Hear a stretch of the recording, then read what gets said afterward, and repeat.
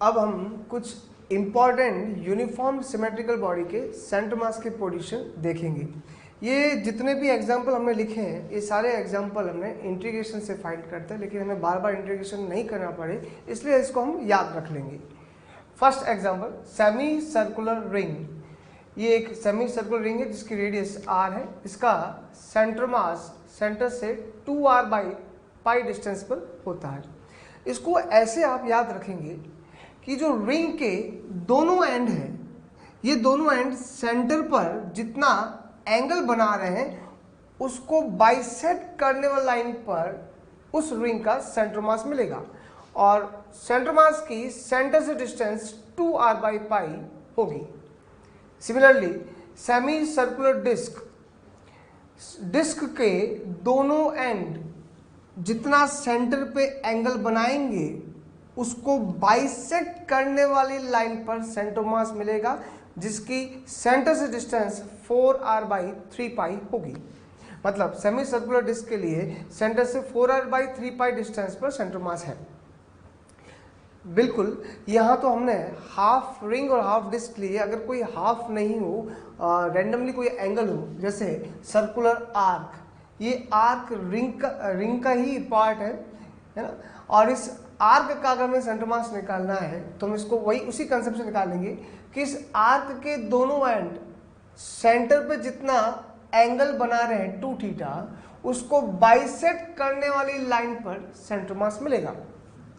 और इस centre mass का डिस्टेंस सेंटर से हमने d मान लिए जिसकी वैल्यू r sin θ/θ है, वेयर थीटा इन रेडियन। यहाँ सबसे इंपॉर्टेंट बात, थीटा क्या है यहाँ पे? थीटा ये जो आर्क सेंटर पे एंगल बना रहा है वो नहीं है, क्योंकि सेंटर पे ये आर्क 2θ एंगल बना रहा है और यहाँ जो एंगल लिखा जाएगा वो टोटल एंगल का हाफ लिखना है। सिमिलरली सर्कुलर डिस्क के अंदर ये डिस्क के दोनों एंड सेंटर पे जितना एंगल बना रहे हैं 2θ, उसको बाइसेक्ट करने वाला लाइन पर सेंटर मास मिलेगा जिसकी सेंटर से डिस्टेंस अगर d है तो d की वैल्यू 2r sin θ/3θ है, जहां थीटा रेडियन में है। Next fifth, hemispherical shell. अगर हम एक स्फेयर की बात करें, कंप्लीट स्फेयर का हाफ पार्ट अंदर से हॉलो है, इसका जो सेंटर मास होगा वो सेंटर से r/2 डिस्टेंस पे होगा।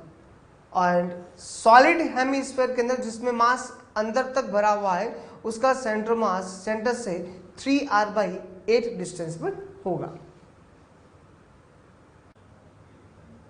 Next important body, solid cone. इसमें मास उसके वॉल्यूम में डिस्ट्रीब्यूटेड है और यहाँ बेस से h/4 हाइट पर सेंटर मास होगा। हॉलो कोन में बेस से h/3 डिस्टेंस पर सेंटर मास मिलेगा। इन्हीं बॉडीज के बेसिस पर हम कुछ क्वेश्चंस अभी सॉल्व करेंगे। First question, find out coordinates of centre mass for given systems. जैसे आपको यहाँ पर फर्स्ट क्वेश्चन दिया है, इसमें एक आर्क दिया हुआ है जो सेंटर पे कुछ एंगल बना रहा है। इस आर्क का आपको सेंटर मास फाइंड करना है। आर्क जो सेंटर पे एंगल बना रहा है वो है π/4 + π/4 90।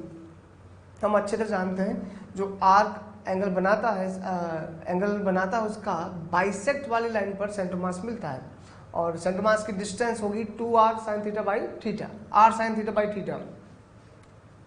तो ये इसका centre O। Circular arc centre पे 90 एंगल बना रहा है और उसको बाइसेक्ट करने वाली लाइन पर सेंटर मास मिलेगा और इस सेंटर मास की डिस्टेंस लेट एज्यूम d कर लेते हैं हम। So d = r sin θ/θ, where theta is radian और थीटा की वैल्यू π/4 पुट कर देते हैं। r sin π/4 divide by π/4। इसको जब हम सॉल्व करेंगे तो 2√2r/π वैल्यू मिल जाएगी।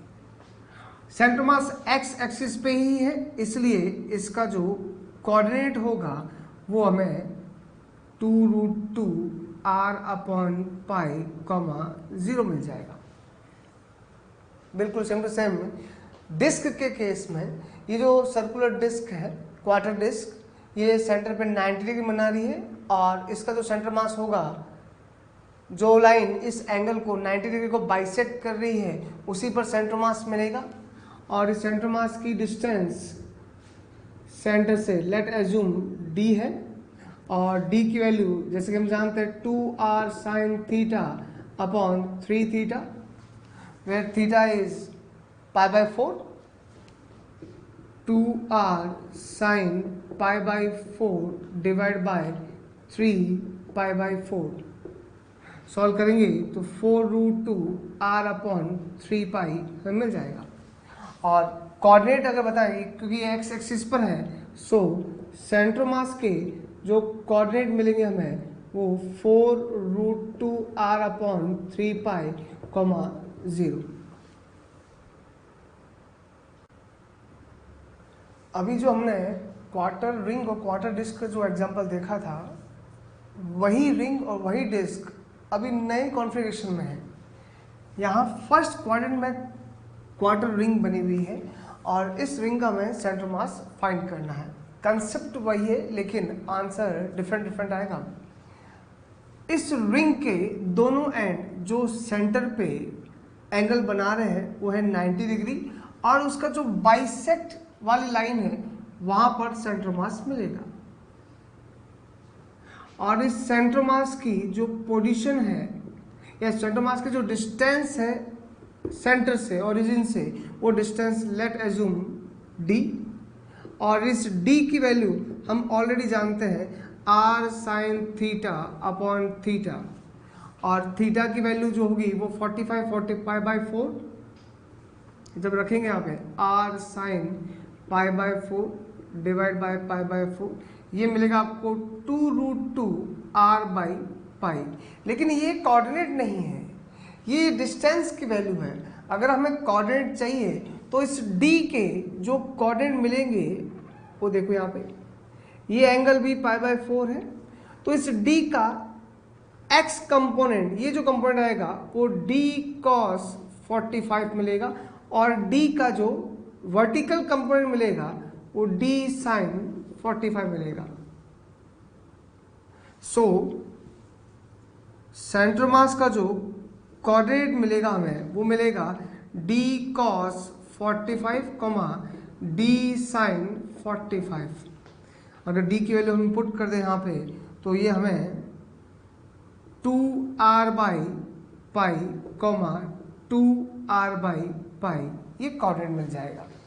सिमिलरली क्वार्टर डिस्क के अंदर यहाँ पर भी सेम काम करना है। डिस्क का दोनों एंड जो यहाँ सेंटर पर एंगल बना रहे हैं उसको बाइसेक्ट करने वाली लाइन पर सेंटर मास मिलेगा।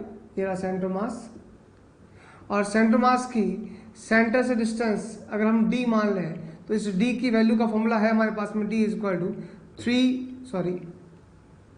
2r sin theta upon 3 theta, where theta is π/4। Bisect करने का मतलब π/4, तो 2r sin π/4 divide by 3 π/4। Solve करेंगे 4√2r/3π, लेकिन ये कोऑर्डिनेट नहीं है, ये डिस्टेंस है d। और सिमिलरली ये एंगल π/4 और इस d का कंपोनेंट जो हम लेंगे, हॉरिजॉन्टल कंपोनेंट जो आएगा वो d cos 45 और वर्टिकल कंपोनेंट जो आएगा वो d sin 45। d cos 45 centre mass का x कोऑर्डिनेट बन जाएगा और d sin 45 सेंटर मास का y कोऑर्डिनेट बन जाएगा। सो सेंटर मास के कोऑर्डिनेट जो मिलेंगे आपको वो मिलेंगे d cos 45 and d sin 45। d की वैल्यू 4√2r/3π रखेंगे तो हमें यहाँ सेंटर मास के कोऑर्डिनेट 4r/3π एंड 4r/3π ये कोऑर्डिनेट्स मिल जाएंगे। चारों क्वेश्चन एक जैसे ही हैं। फर्स्ट जो दोनों क्वेश्चन लिखे थे हमने उसमें भी क्वार्टर रिंग क्वार्टर डिस्क ही था, यहाँ पर भी क्वार्टर रिंग और क्वार्टर डिस्क है, बस यहाँ पर ओरिएंटेशन जैसे चेंज हुई तो उसकी कोऑर्डिनेट्स भी चेंज हो गए। नेक्स्ट क्वेश्चन, यहाँ पर एक स्फेयर और एक कोन का कंपोजिट सिस्टम है। स्फेयर की रेडियस r, कोन की बेस की रेडियस 2r और हाइट 4r गिवन है। If density of material of sphere is 12 times of that of cone, then determine the position of centre mass of this system. तो इस composite system का अगर हमें centre mass find करना है तो ये मेथड हम पहले भी यूज कर चुके हैं। सबसे पहले हम इन कंपोजिट सिस्टम को डिस्क्रीट सिस्टम में कन्वर्ट करेंगे सेंटर मास की हेल्प से। इस स्फेरिकल बॉडी को पॉइंट ऑब्जेक्ट बनाएंगे इसके सेंटर मास पे, और इस कोन को, सॉलिड कोन को हम पॉइंट मास बनाएंगे उसके सेंटर मास पे। तो स्फेरिकल बॉडी का सेंटर मास जो होगा उसके ज्योमेट्रिकल सेंटर पे होगा, और कोन का जो सेंटर मास होगा वो बेस से h/4 हाइट पे होगा। ये चीज हमने पढ़ रखी है। अभी हम मास और पोजीशन के कोऑर्डिनेट्स फाइंड करेंगे सेंटर मास के, फिर हम डिस्क्रीट सिस्टम का फॉर्मूला यूज करके YCM और XCM फाइंड कर लेंगे। तो सबसे पहले हम मास फाइंड करें। Mass of sphere m1 is equal to density of sphere into volume 4/3 pi r cube. Let assume density of cone is rho. So density of sphere rho s is equal to 12 times of cone. तो इसकी जगह मैं 12 into rho 4/3 pi r cube भी लिख सकता हूँ। Now m2 is equal to m2 mass of solid cone density into volume होता है 1/3 pi 2r whole square into 4r, rho into 1/3 2 का square 4 into 4 16 pi r cube into 16। जरा ध्यान दें तो इन दोनों में रिलेशन, यहाँ 12 into 4 48 आ रहा है और यहाँ 16 आ रहा है, बाकी सब सिमिलर है। तो अगर इसको मैं m एज्यूम कर लूँ तो ये 48 16 का 3 टाइम्स हो जाएगा, तो ये 3m बन जाएगा। ये सिर्फ कैलकुलेशन को इजी करने में, चाहे आप m और 3m नहीं लिख कर डायरेक्ट ये लिखें तब भी सॉल्व हो जाएगा, लेकिन ये थोड़ा सा कैलकुलेटिव हो जाएगा। हम इसको सिंपल फॉर्म में लिख रहे हैं। इसको m मास एज्यूम कर लिया, इस टर्म्स को अगर मैं m मान रहा हूँ तो ये टर्म्स 3m बन जाएगा। मास का हमें रिलेशन मिल चुका है। अब बात करते हैं कोऑर्डिनेट की। इसका सेंटर मास इसके ज्योमेट्रिकल सेंटर में आएगा। इस ज्योमेट्रिकल सेंटर जो कि y एक्सिस पर है, इसका x कोऑर्डिनेट 0 होगा, और y एक्सिस ओरिजिन से इसकी distance 4r plus r 5r हो जाएगी। सो डिस्क्रीट सिस्टम तैयार कर लेते हैं ताकि क्वेश्चन सॉल्व करने में दिक्कत नहीं आएगी। ये हमने स्फेरिकल बॉडी जिसका मास 3m है और जिसका कोऑर्डिनेट 0,5r, इस सॉलिड कोन का जो सेंटर मास है वो बेस से 1/4 हाइट पे होगा, h/4।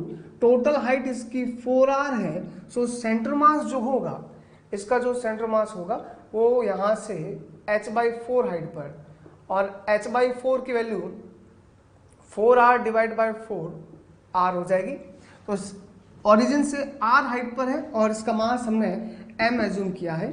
ये लो मास m और हाइट r, कोऑर्डिनेट 0,r। यहाँ जो हमें पॉइंट मासेस मिले हैं y एक्सिस पे मिले हैं, 2 मास सिस्टम है। इसका मतलब इन दोनों मास का जो सिस्टम बन रहा है उसका सेंटर मास इनको जो लाइन ज्वाइन कर रही है उसी पर होगा। दैट मीन्स x कोऑर्डिनेट 0 होंगे, सिर्फ YCM ही निकलेगा यहाँ पे। So YCM is equal to m1 y1 plus m2 y2 divide by m1 plus m2। m1 3m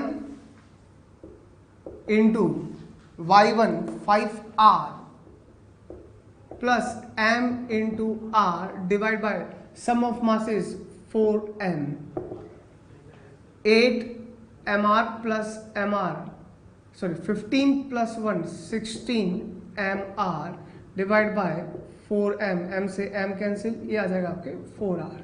so centre mass का जो कोऑर्डिनेट हमें मिला है वो है 0,4 r।